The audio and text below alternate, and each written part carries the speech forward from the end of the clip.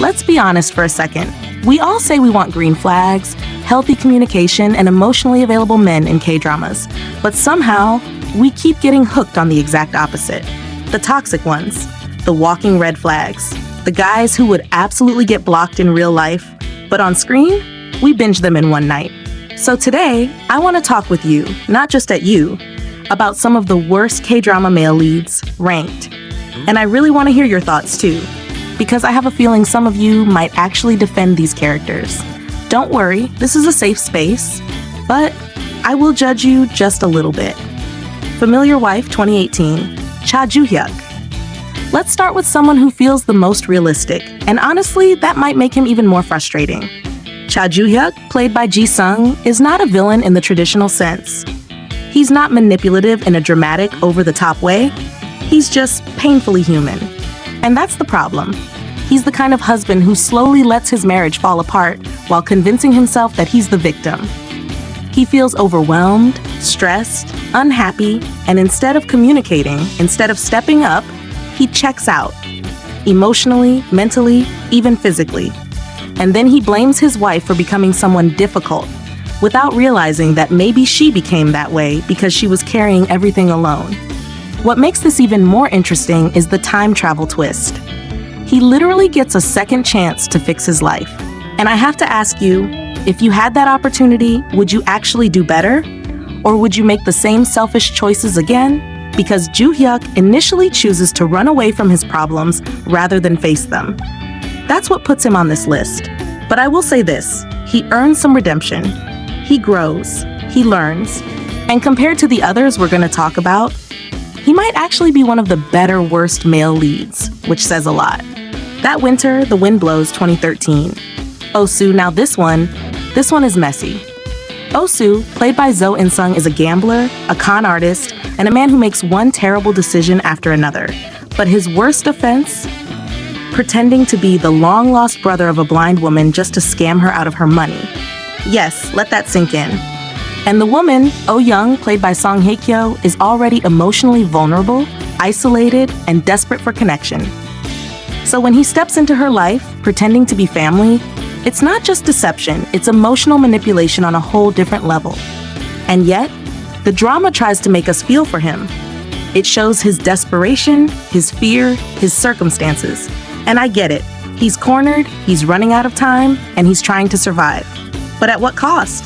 This is where I want your opinion. Is survival ever a good enough excuse to hurt someone like that? Because K-dramas love to blur that line. They want us to sympathize with characters who do objectively terrible things. And somehow, it works, even when we know it shouldn't. Noble My Love, 2015, Lee Kang-hoon. Alright, let's talk about the classic toxic chaebol trope, but without any of the charm that usually makes it tolerable. Lee Kang-hoon, played by Sung-hoon, is rich, powerful, and completely convinced that the world revolves around him.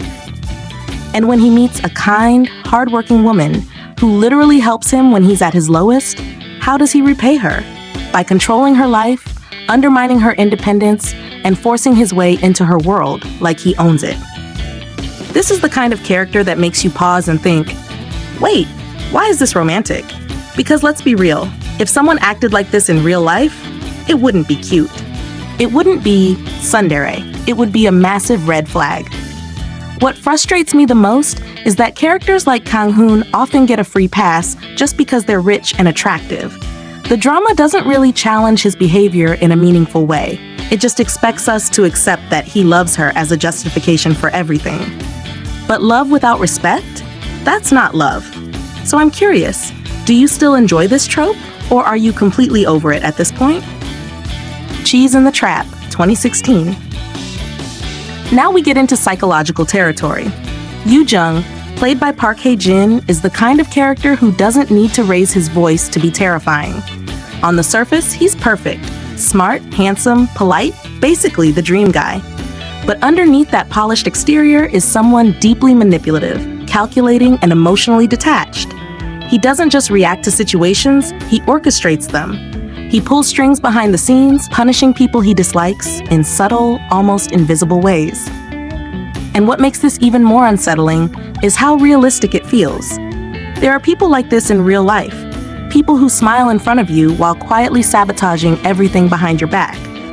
The female lead, Hong Sol, played by Kim Go-eun, senses this from the beginning. She knows something is off, and yet she gets pulled into his orbit anyway. That tension between attraction and fear is what makes this drama so compelling, but also so uncomfortable, because it raises a difficult question. Can someone like Yoo Jung ever truly change? Or are we just romanticizing something that should never be normalized? And finally, we have Park Jae-on, played by Song Kang. If Yoo Jung is quietly manipulative, Jae-on is openly dangerous in a modern, painfully relatable way. He's charming, flirtatious, and emotionally unavailable, and he knows exactly what he's doing. He doesn't lie about who he is. In fact, that's part of his appeal. He tells you up front that he doesn't believe in love, that he doesn't want commitment, and yet he still pulls people in, gives them just enough attention to keep them hooked, and then leaves them confused and hurt. This is where the drama gets really interesting, because it reflects real dating culture. Situationships, mixed signals, emotional unavailability. Jae-on isn't a villain in the traditional sense. He's worse. He's familiar. And that's why so many viewers felt personally attacked watching this drama, because we've all either met someone like him or been someone like him. So let me ask you this. Do you think honesty excuses his behavior? If someone tells you they're bad for you, and you still get involved, whose responsibility is it in the end? So here's the thing. These characters frustrate us, anger us, and sometimes even trigger us. But we can't stop watching them. And maybe that's the point. Maybe K-dramas aren't just giving us romance, they're giving us a mirror. A way to explore complicated emotions, toxic patterns, and uncomfortable truths from a safe distance. But I really want to know what you think. Which of these male leads do you hate the most? And more importantly, which one did you secretly like, even though you know you shouldn't? Be honest. I'll be reading the comments.